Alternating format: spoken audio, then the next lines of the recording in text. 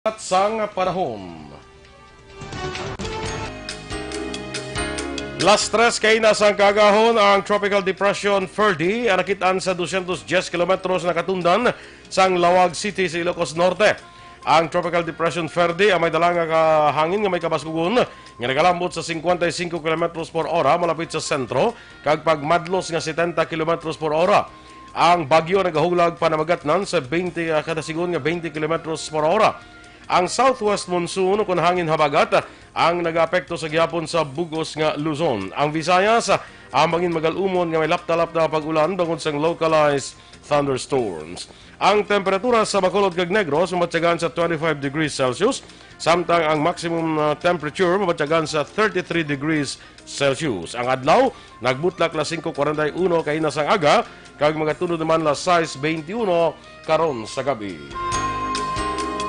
Ang mga balita lokal sa magbalik sa Aksyon Balita Morning Edition. Life.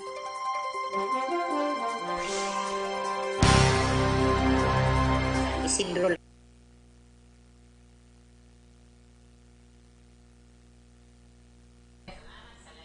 Good morning! Welcome naman sa aton mga ka-aksyon sa Aksyon Balita Morning Edition. Siyempre sa aton mga ka-aksyon nga naga-monitor na iya sa subong nga aga. Good morning sa inyo sa liwad. Ang mga iba ni siguro subong puro pangape na action boy.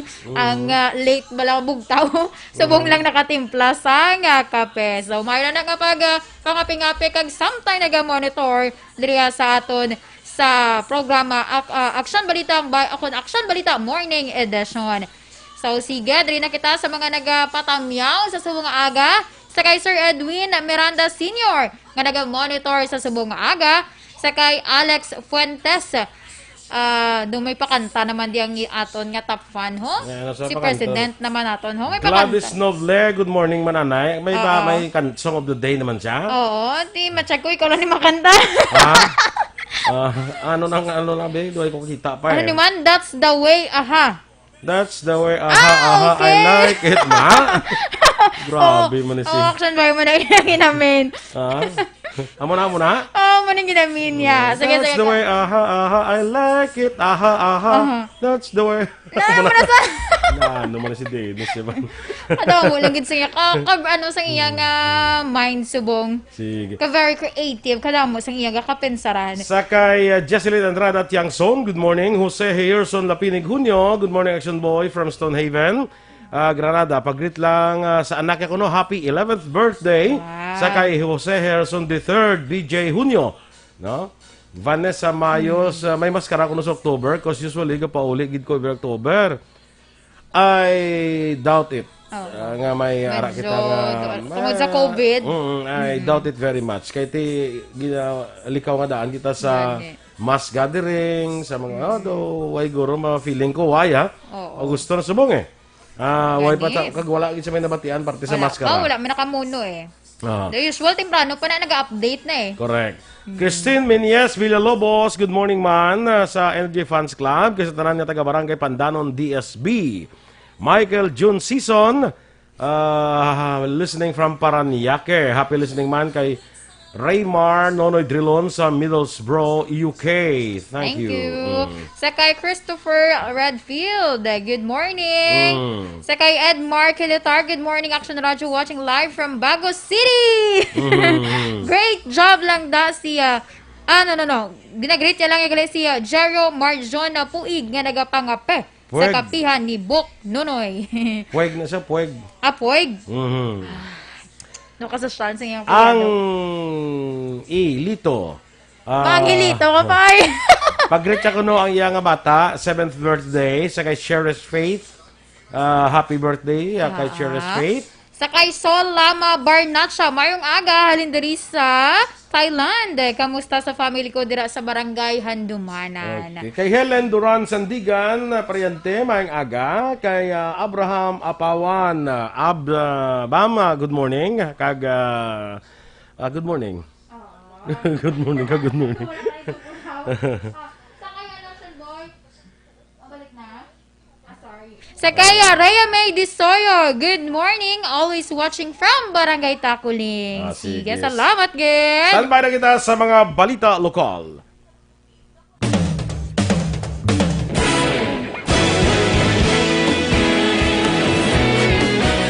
naghakot sang pagpasidungog ang mga katapo programa kag drama sang DYEZ Action Radyo Bacolod sa Tingog kag Handurawan Awards 2020 sang KBP Negros Occidental Chapter. Ladies and gentlemen, our icon of radio in Negros Occidental this year goes to Eduardo De La Fuente.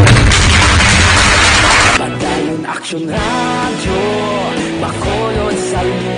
Ginpasidunggan bilang icon of radio si Eduardo De La Fuente, Anchorman of the Year, Art Tayupoy, Reporter of the Year, Brian Morden, News Presenter of the Year, Boy Duran, Special Awards for Administrative, Nani Kirao, Best Radio Drama, Ang Timbangan sang Katarungan, Best News Program for AM, Aksyon Balita Banat Dulid ni Aksyon Rex Cantong, kag Best Entertainment Program for AM, This Is My Life ni Tita Wilma Sugaton. Madamo gid ni salamat mga kaaksyon sa inyo palagi na pagpamati. Una sa balita, una sa aksyon. Una sa balita, una sa aksyon. Una sa balita, una sa aksyon. Una sa balita, una sa aksyon. Una sa balita, una sa aksyon. Una sa balita, una sa aksyon. Una sa balita, una sa aksyon. Una sa balita, una sa aksyon. Una sa balita, una sa aksyon. Una sa balita, una sa aksyon. Sa Bacolod. Aksyon Radio.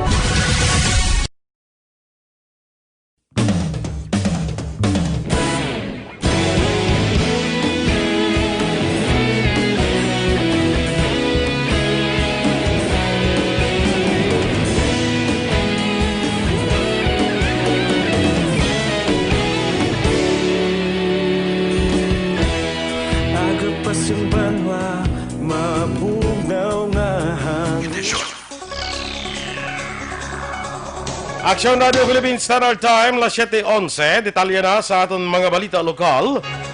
Ginaprobahan sang National Interagency Task Force ang pangabay sang local government unit sang Bacolod City kag Iloilo City nga 14 dias nga pag-untat sa pagbiyahe sa mga returning overseas Filipino worker o na Filipinos kag locally stranded individuals.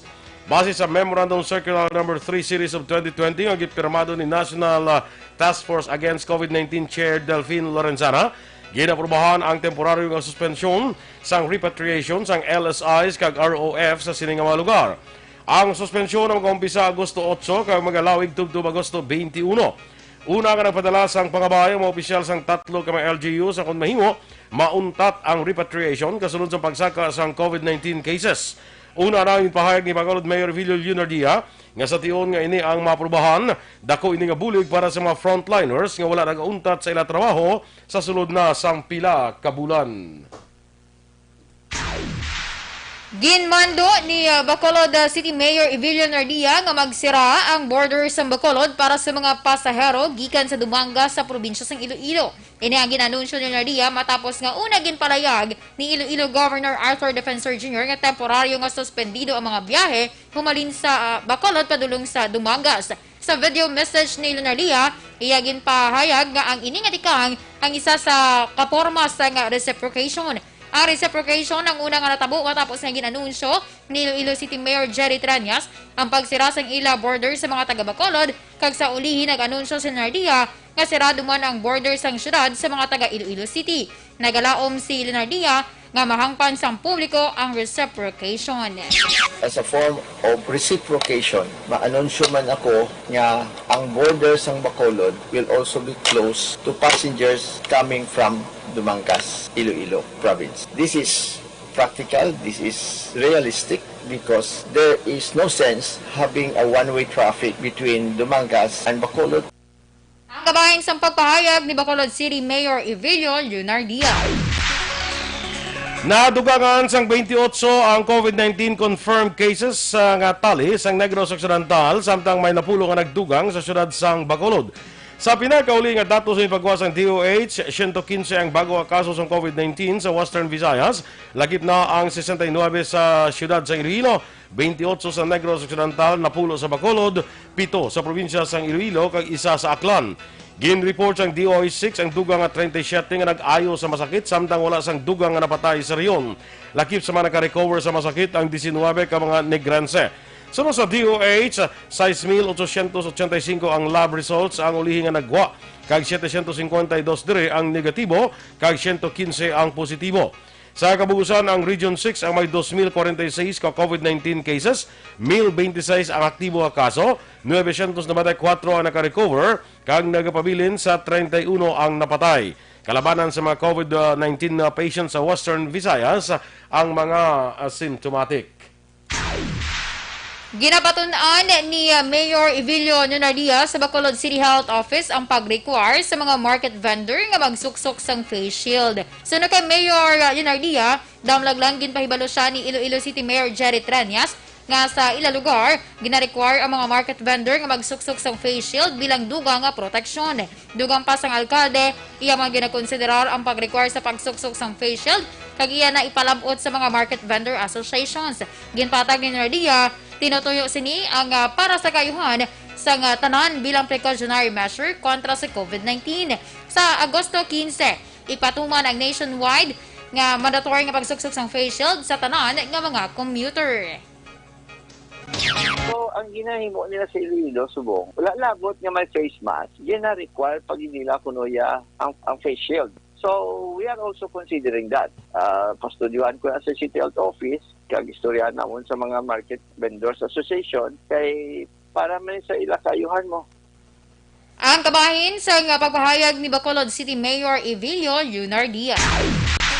Ginpahayag ni Bacolod Mayor Evilio Lunardia nga magaserving ang warning sa mga BPO companies sa siyudad sang Bacolod ang pila ka reports ang COVID-19 cases sa mga call center sa siyudad sang Iloilo. Ginpahayag ni Lunardia nagapanawagan ni sa mga managers, supervisors kag call center agents nga magsuksok sang face mask at iyon nga mag-entertain sa ilang mga clients. Sunod kay Lunardia, ang call center ang dapat balantayan bangod ini ang air-conditioned kag madamo man sang tao.